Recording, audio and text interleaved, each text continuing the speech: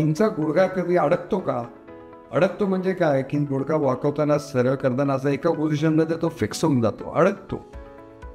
हे जर तुम्हाला होत असेल तर it is called as locked नी.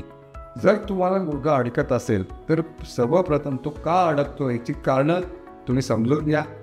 गुडघ्यात जर काही हाडाचे छोटे तुकडे असतील, लूज बॉडीज, जर त्याच्यात तुमची गादी फाटली असेल, कुशन फाटली असेल, मिनिस्कस फाटला असेल तर तो गुडघा अडकू शकतो.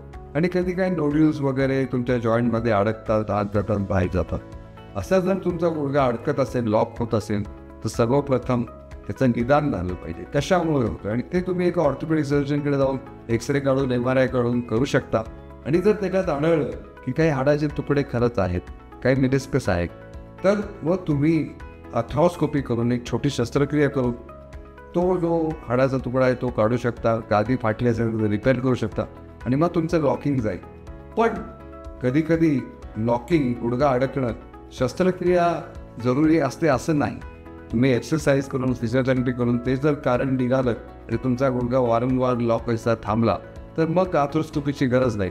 सो फ्रेंड्स, गुडघा अडकणं हे आम्ही खूप जास्त प्रमाणात आता बघत आहोत, पण त्याचा इलाज आहे आणि तो पूर्णपणे बरा होऊ शकतो.